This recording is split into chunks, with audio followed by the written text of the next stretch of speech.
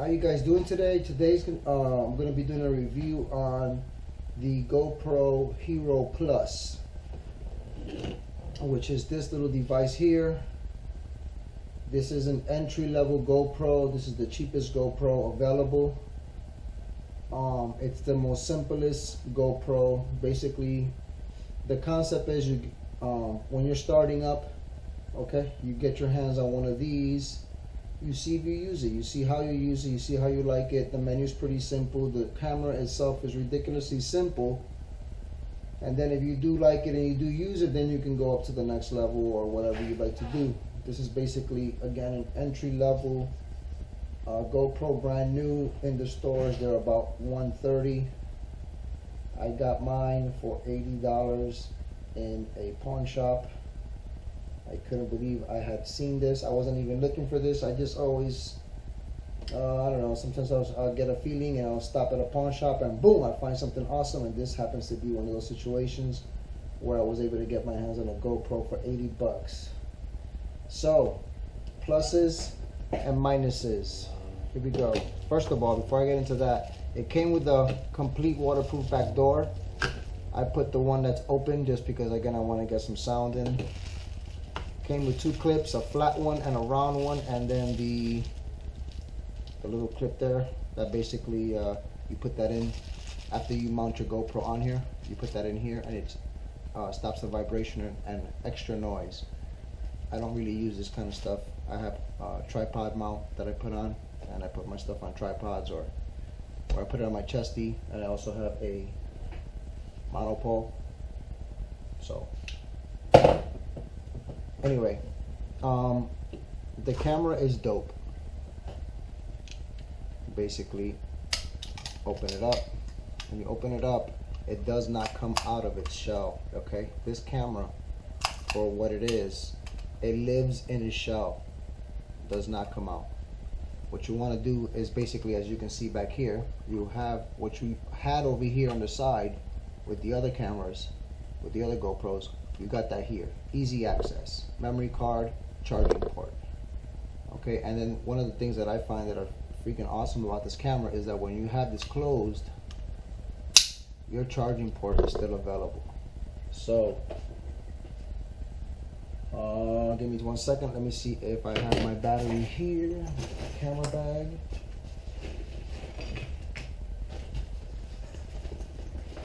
Okay. So for example, I've got one of these My Charge battery things, okay? You put the USB here into the back of the camera.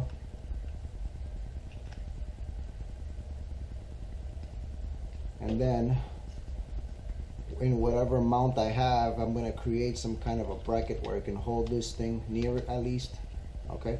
And once it holds it, you basically plug this bad boy in and it should start charging. Boom, it is charging. Excellent, that's what I wanted. So yeah, that's one of the cool things about it. I don't have to modify the existing case by drilling a hole in it so that I can have access through the shell.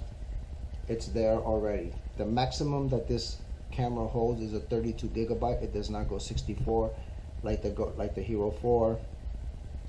And I'm only going to be talking in comparison between the Hero Black 4 and this, the Hero Plus, because I have a Hero Black 4 and I have this. I cannot talk about the other ones because I have some information about them, but I'm not too sure and I don't have one, so it is what it is. Aside from that, this shoots 1080 and it shoots 720. It shoots 720s. It shoots 720 at 60 frames per second and at 30 frames per second. And I'm going to go into the settings real quick just to give you the exact 1080. Give me 1 second.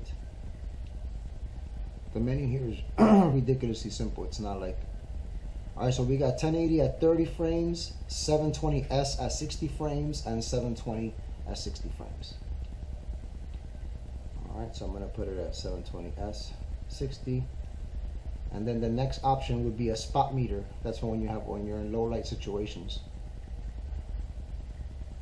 The next option would be upside down or up. That's sometimes when I'm wearing my chesty, my camera is like this, facing down, versus facing up.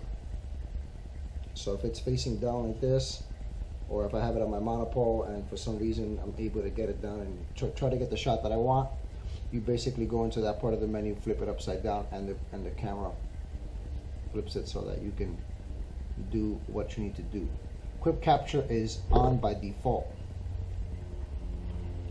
It has a NPC, PAL, and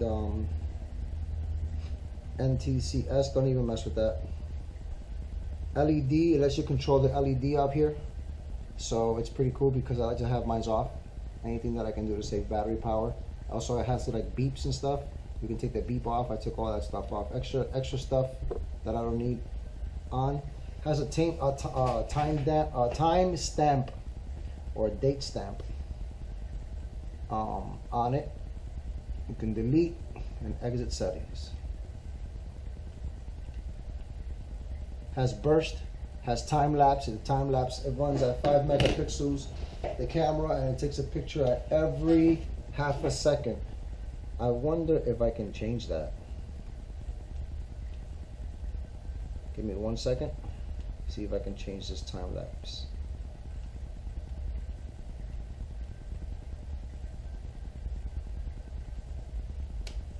Negative. So you're stuck at that half a second every picture. And again, very simple camera. I'm gonna be frank. I love this thing. It's simplicity, yet it totally grabs what I want to do. For example, I went out with some friends. We were going to be hitting water balloons with a baseball bat.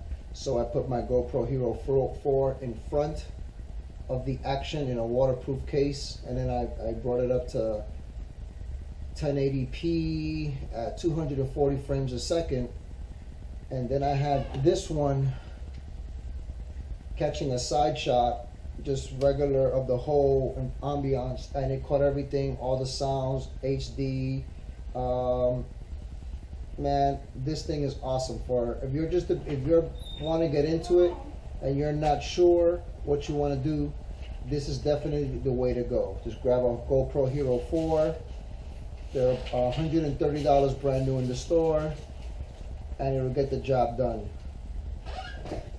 And that's it. This thing gets 2 thumbs up. Peace.